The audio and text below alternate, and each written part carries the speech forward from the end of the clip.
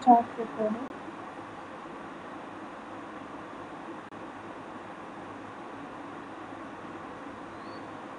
Recording is right.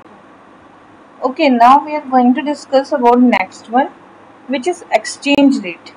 What we are discussing? Exchange rate. Okay, so this exchange rate is all about the fixed. One is fixed. Second one is floating, and third one is the managed one. Okay, so a fixed one it is also called a pegged one, and this is determined by the market force.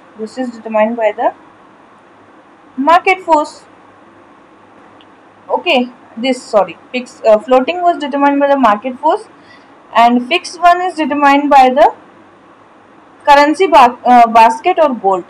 Here, fixed one is by the gold or the basket of currency Okay, and it is determined by the central bank. And floating one it is by the market force, and managed one is determined by the market force, maybe occasionally intervene influence. So occasionally influence होता रहता है, ठीक है. So that is the managed one. So जो managed होता है तो ये मार्केट फोर्स से हो जाता है, ठीक है, मार्केट से हो जाता है. सो यहाँ पर हमें क्या चाहिए, एक्सचेंज रेट का इफेक्ट क्या होता है.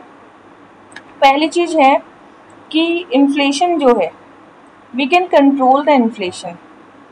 Second thing is interest rates, ये चेंज होती रहती है. जैसे जैसे आपका एक्सचेंज रेट चेंज होगा, अगर आप लोअर कर रहे हो, ठीक है, तो ये क्या है, इन्वर्स होता है इसका इफेक्ट. क्या होता है, इन्वर्स इफेक्ट होता है, ठीक है. किसका, इंटरेस्ट रेट का इफेक्ट क्या होता है, इन्वर्स होता है. इकोनॉमिकल ग्रोथ कैसे बढ़ेगी, if you are stronger currency that means lower inflation, that means decline in overall economical growth, ठीक है. तो आप एक्सपोर्ट अगर रिड्यूस हो रहे हैं, आपका इन्फ्लेशन कम है और आपकी करेंसी स्ट्रांग हो गई है, बट आपका एक्सपोर्ट क्या हो रहा है, डिक्रीज हो रहा है, तो ग्रोथ भी डिक्रीज हो जाएगी. ट्रेड पे इफेक्ट क्या होता है, स्ट्रॉन्गर करेंसी में कंट्रीब्यूट टू ट्रेड डेफिसिट. अगर करेंसी आपकी स्ट्रांग है, मतलब क्या हो सकता है, ट्रेड डेफिसिट हो सकता है. क्या हो सकता है, ट्रेड डेफिसिट हो सकता है. As a export become less competitive, यहाँ क्या होगा, एक्सपोर्ट क्या हो जाएगा, लेस कॉम्पिटिटिव हो गया अगर एक्सपोर्ट, क्योंकि आपकी करेंसी जो है वो स्ट्रॉन्गर है, इसलिए आपका एक्सपोर्ट कम हो रहा है. तो क्या होगा, ट्रेड में डिफिकल्टी आएगी ना, trade difficulty will be there, less competitive market will be there, less competitive market will be there. Okay, market will be less competitive and capital flow जो होगा may attract more foreign direct. अब आप क्या करोगे, foreign direct investment ज़्यादा attract करोगे. Capital flow, क्योंकि आपकी करेंसी क्या है, स्ट्रॉन्ग है, स्ट्रॉन्ग करेंसी है, मतलब स्ट्रॉन्ग करेंसी में attract more foreign direct investment and investor seek higher returns due to currency appreciation. So इसमें कुछ फायदे हैं, जैसे इन्फ्लेशन जो होगी that will be the over valued, contribute to lower inflation by reducing the cost of imported goods and services. तो over valued currency की वजह से क्या होता है कि आपकी करेंसी अगर स्ट्रांग हो जाती है एक्सचेंज रेट की वजह से, तो आपका इन्फ्लेशन कम हो जाएगा. इन्फ्लेशन कम हो जाएगा तो इम्पोर्टेड गुड्स भी कम हो जाएंगे, ठीक है. इंटरेस्ट रेट्स में अगर आप चेंजेस करोगे तो आपका इंटरेस्ट रेट्स कम होने की वजह से इकोनॉमिकल ग्रोथ रुक सकती है. ट्रेड जो होगा, अगर आपकी करेंसी स्ट्रॉन्ग है तो एक्सपोर्ट कम होगा ऑटोमेटिकली, एक्सपोर्ट कम होगा तो इंपोर्ट मोर अट्रैक्टिव हो जाएगा, ठीक है. तो ट्रेड डेफिसिट भी हो सकता है आपके यहाँ. क्या हो सकता है, ट्रेड डेफिसिट.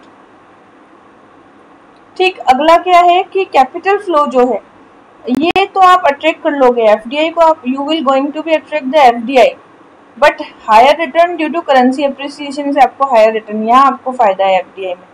तो हमारे यहाँ पे एक लो है, उसको हम कहते हैं ग्रेशम लो. ग्रेशम लॉ क्या बोलता है कि bad money drives out good money, bad money drives out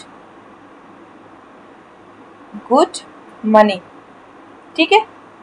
so this is about undervalued currency to go out in circulation.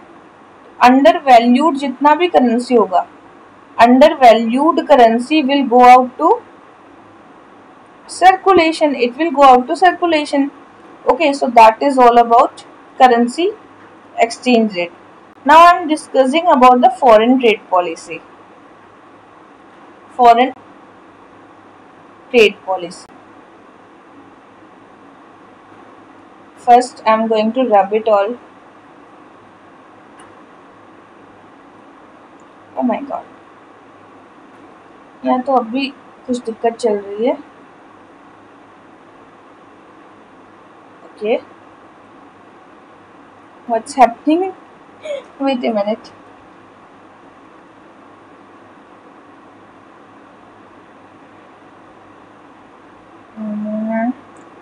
First we are going to rub it out, all of that what we did before, and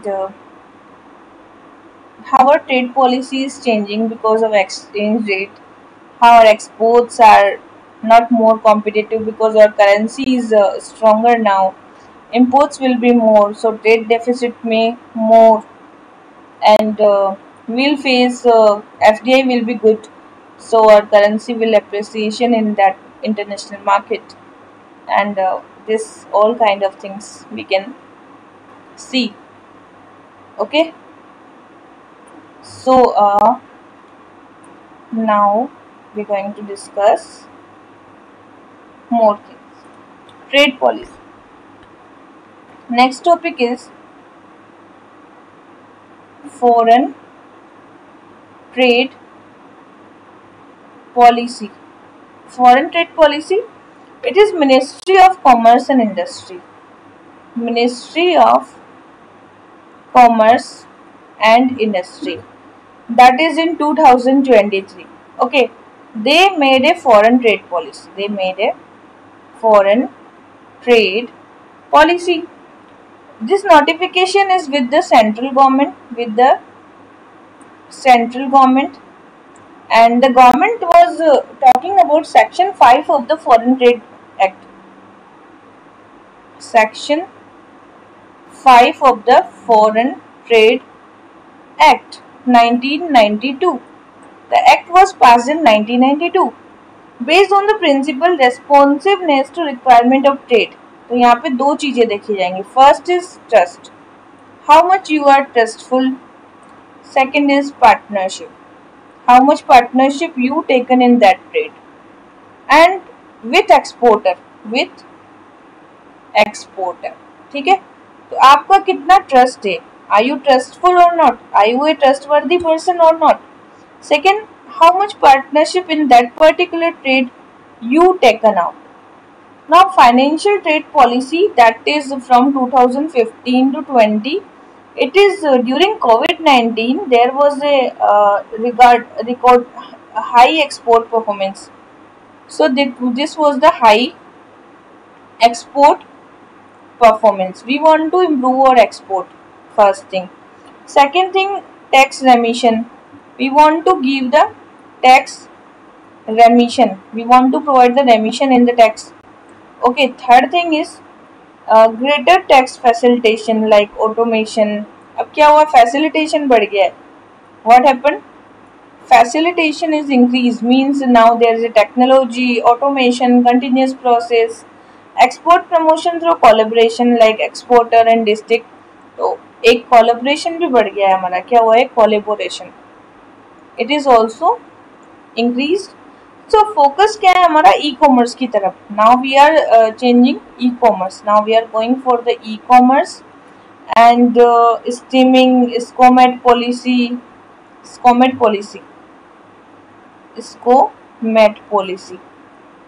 And now India का trade profile अगर देखें हम, if we want to see about the India's trade profile, then see ये है हमारा trade profile. ठीक है. ऐसे हम देखेंगे तो 435 बिलियन हमने क्या किया है 2016 में हमारा एक्सपोर्ट हुआ था। फिर हो गया 676 बिलियन डॉलर हमारा 2022 में, और 760 बिलियन डॉलर हमने क्या किया है एक्सपोर्ट किया है यूएस बिलियन डॉलर में। ये हो गया 2023 का, 2022 का और 2016 का। सी हाउ वी चेंज, पहले 435 था, 435 and it changed 676 and presently it is 760। Okay, अगर हम ट्रेड बैलेंस की बात करें, ट्रेड बैलेंस, ठीक है, ट्रेड बैलेंस की अगर हम बात करें तो मर्चेंडाइज जो ट्रेड डेफिसिट हुआ है दैट इज 266। जो ट्रेड डेफिसिट हुआ है हमारा, ट्रेड डेफिसिट अगर हमारा जो हुआ है दैट इज 266 बिलियन डॉलर, जिसमें से सर्विस के अंदर जो हुआ है, सर्विस में हुआ है 144 बिलियन डॉलर एंड ओवरऑल जो ट्रेड डेफिसिट है वो है हमारा 122 बिलियन डॉलर। कितना है 122 बिलियन डॉलर क्या है हमारा ओवरऑल ट्रेड डेफिसिट है, ओवरऑल डेफिसिट है। ओवरऑल डेफिसिट कितना है 122 बिलियन डॉलर है। और अगर हम सर्विस में देखें तो 144 बिलियन डॉलर का ट्रेड डेफिसिट हो गया है। और अगर हम मर्चेंडाइज की बात करें तो 266 ट्रेड डेफिसिट हो गया है बिलियन डॉलर्स में, ठीक है। नाउ हमारे एक्सपोर्ट टारगेट्स क्या क्या है, व्हाट आर द और एक्सपोर्ट टारगेट्स। अगर हम एक्सपोर्ट टारगेट्स की बात करें तो what are our export target. पहला है कि India export target is trillion dollar, 2 trillion dollar. हमारा टारगेट क्या है, हमारा टारगेट है 2 trillion dollar. This is our target 2 trillion dollar by 2030। We want 2030 तक 2 ट्रिलियन डॉलर तक we want export. India top exporter कौन कौन है, सो दी एक्सपोर्टर की बात कर रहे हैं हम, exporter. So one is petroleum, one is petroleum, okay. Second is electrical goods and third one is rice, okay, rice, and fourth one is chemical and now है drugs and pharmaceutical। 5वें number पर पहला क्या है petroleum, दूसरा है electrical goods, तीसरा है राइस, चौथा है केमिकल और 5वां है ड्रग्स एंड फार्मास्यूटिकल। इसी सीक्वेंस में हमें याद करना है। पहला पेट्रोलियम हो गया, हम गाड़ी चलाते हैं पेट्रोल चाहिए होता है। दूसरा इलेक्ट्रिकल, आजकल इलेक्ट्रिकल गाड़ियाँ आ रही है। तीसरा है राइस चावल, चौथा है केमिकल और उसके बाद है ड्रग्स 5वें नंबर पर। अगर हम इंपोर्ट की बात करें, if we are talking about the import, तो हमारे इंपोर्ट में सबसे ज़्यादा हम करते हैं चाइना से।